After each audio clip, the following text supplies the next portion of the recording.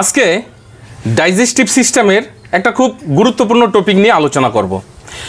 সাধারণ একজন ছাগল চাষি যেটা ভাবে ডাইজেস্টিভ সিস্টেমের যে সমস্ত রোগ হয়, যেমন অ্যাসিডোসিস আছে, অ্যালকালোসিস আছে, এমনি যে পাতলা পায়খানা হয়, তো সবগুলোকে কিন্তু গুলিয়ে মিলিয়ে আমরা একটাই বানিয়ে দিই যারা সাধারণ আমরা ছাগল চাষি।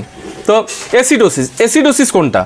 যেটা অতিরিক্ত মাত্রায় যদি কার্বোহাইড্রেট বা শর্করা জাতীয় খাবার খায়, তার ফলে কি হয়, ল্যাকটিক অ্যাসিড এবং ফ্যাটি অ্যাসিডের মাত্রা রুমেনের মধ্যে বেড়ে যায়, গিয়ে যে রোগের ক্রিয়েট হয়, যে রোগটা সৃষ্টি হয়, সেটাই হচ্ছে কি অ্যাসিডোসিস। অ্যালকালোসিস কোনটা? যেটা অতিরিক্ত মাত্রায় প্রোটিন জাতীয় খাবার খাওয়ার ফলে রুমেনের মধ্যে যে অ্যামাইনো অ্যাসিড সেটা অধিক মাত্রায় বৃদ্ধি পায়, বৃদ্ধি পাওয়ার ফলেই যেটা হয় সেটাই হচ্ছে কিন্তু অ্যালকালোসিস। কিন্তু একজন সাধারণ চাষি কি করবে, দুটোর ক্ষেত্রে একই ধরনের ট্রিটমেন্ট করবে, আর যার ফলে কিন্তু ট্রিটমেন্টটা ভুল হয়। এবার যেহেতু দুটোর মধ্যে পাতলা পায়খানা আমরা দেখতে পাচ্ছি, সাধারণ চাষি কি করবে, যে অ্যাসিডোসিস না অ্যালকালোসিস সেটা কিন্তু কম্পেয়ার করবে না, সরাসরি সে পাতলা পায়খানাকে বন্ধ করার মেডিসিন দেবে। তো দেখুন এখানেও একটা ভুল ট্রিটমেন্ট হয়ে যাচ্ছে। তো এজন্যই কিন্তু আমাদের রোগকে ডায়াগনোসিস করাটা সবচেয়ে বেশি গুরুত্বপূর্ণ। যদি সঠিকভাবে রোগের ডায়াগনোসিস করতে না পারি, তাহলে সেক্ষেত্রে আমরা সঠিক কিন্তু চিকিৎসা করতে পারবো না। দেখা যাচ্ছে তার অ্যাসিডোসিস হয়েছে, আমি পায়খানাটাকে বন্ধ করার জন্য আমি সেরকম মেডিসিন দিলাম, পায়খানা বন্ধ হয়ে গেল, তাতে কি হবে, পশুটা কিন্তু আরও বেশি সমস্যায় পড়বে। কারণ অ্যাসিডোসিসের ক্ষেত্রে যেটা দেখছি, পাতলা পায়খানা হচ্ছে, সঙ্গে পেটে ল্যাকটিক অ্যাসিড এবং ফ্যাটি অ্যাসিড বৃদ্ধি পাচ্ছে। এবার ছাগলটা পায়খানা করবে, কিছুটা হলেও কিন্তু সেই ল্যাকটিক অ্যাসিড ফ্যাটি অ্যাসিড যে গ্যাস সেটা কিন্তু বেরিয়ে যাবে। আর যদি আমি মেডিসিন দিয়ে সেটাকে বন্ধ করি, তাহলে কি হবে, গ্যাসটা পেটের মধ্যে আটকে গেল, অর্থাৎ পেট বেশিভাবে ফুলে যাবে এবং একটা সময় এমন হবে সেই গ্যাস আস্তে আস্তে তার ব্লাডের মধ্যে চলে যাবে, তখনই কিন্তু হার্ট ব্লক হয়ে পশুটার মৃত্যু হওয়ার সম্ভাবনা থাকে। তো এই জন্য সঠিকভাবে আমাদের কিন্তু রোগ ডায়াগনোসিস করাটা জরুরি। তো এই যে দুটো রোগ, এই দুটো রোগের মধ্যে যে ট্রিটমেন্টের ভাগ একটুখানি, বেশি ভাগ নয়, একটুখানি ভাগ। যেমন আমাদের ফার্স্ট রোগকে ডায়াগনোসিস করার জন্য হিস্ট্রি চেক করতে হবে, যে ছাগলটার পেট ফুলে যাচ্ছে, পাতলা পায়খানা হচ্ছে, এটা কেন? এর জন্য আমাকে ভাবতে হবে সকালবেলায় বা গতকালকে কি খেয়েছে, খাবারের দিকে আমাদের লক্ষ্য দিতে হবে। যে গতকালকে ধরুন চাল খেয়েছে বা গম খেয়েছে বা ভুট্টা খেয়েছে, যেটা অধিক মাত্রায়, তার মানে কি সেটা অ্যাসিডোসিস হয়েছে।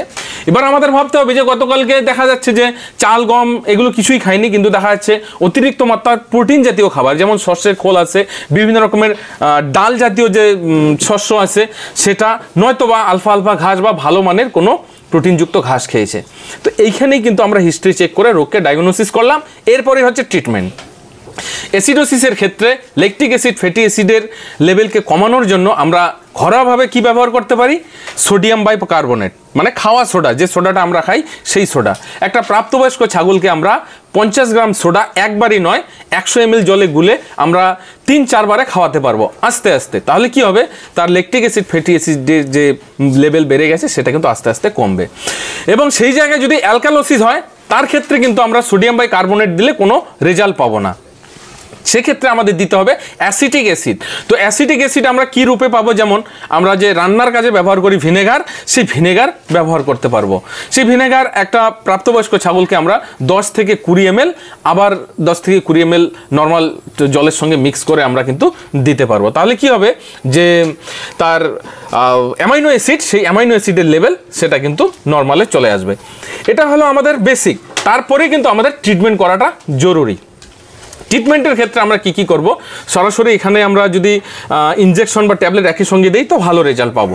যেমন ইনজেকশনের ক্ষেত্রে কি করবেন, আজকে গ্যাসের যে ইনজেকশন, যেমন আলসাডিন বা র্যান নামে একটা ইনজেকশন পাওয়া যায়, যে ভেটেরিনারিতে আমরা অ্যাভেলেবেল পাই ফার্মাকেয়ার কোম্পানির, সেটা 2 ml আমরা প্রয়োগ করতে পারবো তার গ্যাসটাকে কমানোর জন্য। এরপরে আমরা কি করব, যেমন ব্লোটোসিল আছে, ব্লোটোনিল আছে, টাইরেল আছে, ব্লোটেন্ড আছে, যেটা অ্যান্টিজাইমোটিক মেডিসিন, যেটা আমরা অ্যাসিডোসিসের ক্ষেত্রে ব্যবহার করি। তো 50 ml প্রয়োজনে হালকা উষ্ণ গরম জলে মিক্স করে আমরা খাওয়াবো। এরপরেও আমরা কি করব, তার যেহেতু পাতলা পায়খানা হচ্ছে সেটাকে কমানোর জন্য এখানে অফ্লোকাইন ওজেট বা ফুমার এন্টিজেট, এই যে মেডিসিন আমরা ব্যবহার করতে পারি। অফ্লোকাইন ওজেট 3 ভাগের 1 ভাগ, যদি ফুমার এন্টি দেন একটা দিয়ে দেবেন। এছাড়াও সে সময় আমরা তাকে ভিটামিন বি কমপ্লেক্স ইনজেকশন দিতে পারবো। তো সেক্ষেত্রে আমরা কি করব, ট্রাইভিভেট এম বা ম্যাকোভেট এক্সেল দেবো, ভিটামিন বি কমপ্লেক্সের সাথে যেন মেথাইল কোবালামিন থাকে।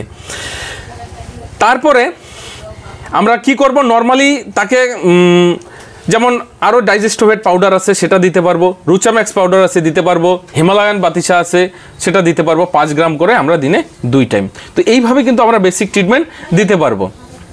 আর যেটা অ্যালকালাইন ইনডাইজেশন, সেক্ষেত্রে কিন্তু এই মেডিসিনগুলোই ব্যবহার করবো। শুধু প্রথমে যে ট্রিটমেন্টের শুরু হলো, একটা আমরা কি সোডিয়াম বাইকার্বনেট দিলাম আর একটাকে অ্যাসিটিক অ্যাসিড দিলাম, সেইটুকুই শুধু আলাদা রাখতে হবে। এবং সেই দিন সেই পশুটাকে আর কোনো রকম খাবার না দেওয়াই উচিত, কারণ যে খাবার খেয়েছে সেটাই কিন্তু সে ডাইজেস্ট করতে পারেনি, যার কারণে এই সমস্যাটা হয়েছে। তো এর জন্য সেদিন খাবারটা না দেবেন। যদি সকালের দিকে হয়, সারাদিনে দেখবেন ওর মুভমেন্ট, যদি দেখা যাচ্ছে সে যোগালি করছে, আমরা কখন কনফার্ম হব যখন দেখবো যে ছাগলটা যোগালি করছে, তার মানেই বুঝবো সে সুস্থ হয়ে গেছে। এরপরে কিন্তু বিকালের দিকে আবার নর্মাল খাবার দিতে পারেন। তবে মাথায় রাখবেন, যদি অ্যাসিডোসিস হয় তো দানা জাতীয় খাবার সেদিন দেবেন না, যদি অ্যালকালোসিস হয় অতিরিক্ত প্রোটিন জাতীয় খাবার সেদিন দেবেন না, নর্মাল এমনি ঘাস পাতা দেবেন, যেটা সহজ পাচ্য খাদ্য। এইভাবেই কিন্তু রোগের ডায়াগনোসিস করতে হবে। এবং মাথায় রাখতে হবে, যে ধরনেরই পাতলা পায়খানা হোক না কেন, আমরা আগে যাঞ্চ করবো যে পাতলা পায়খানাটা কিসের কারণে হচ্ছে। কারণ এই দুটো ডিজিজের ক্ষেত্রে আমরা দেখলাম যে পাতলা পায়খানা হচ্ছে, তাই তো। তো পাতলা পায়খানাটা অ্যাকচুয়ালি কী কারণে হচ্ছে সেটা ডায়াগনোসিস করবেন, তারপরে কিন্তু ট্রিটমেন্ট করবেন। এবার যদি নর্মাল পাতলা পায়খানা দেখেন, তখন নর্মাল পাতলা পায়খানার জন্য যে সমস্ত মেডিসিন আমরা ব্যবহার করি, সালফা গ্রুপের মেডিসিন, হ্যাঁ, সেগুলো আমরা যেভাবে পরিমাণ মতো দিতে হয় আমরা দিয়ে ট্রিটমেন্ট করব। তো আশা করি বিষয়টা বোঝা গেল যে একটা রোগ আমাদের কিভাবে ডায়াগনোসিস করতে হয়। ডায়াগনোসিস করতে গেলে আগে হিস্ট্রি চেক করবেন, এরপরে সিমটম দেখবেন, এরপরেই যখন সঠিক রোগ ডায়াগনোসিস করতে পারবেন তারপরেই ট্রিটমেন্ট করবেন। অযথা তাড়াহুড়ো করে একটা দেখছেন যে সিমটম কি দেখা যাচ্ছে, পাতলা পায়খানা হচ্ছে, সঙ্গে সঙ্গে পাতলা পায়খানার মেডিসিন দেবেন, এটা কোনোদিনও করা যাবে না। আগে রোগটাকে কনফার্ম করবেন।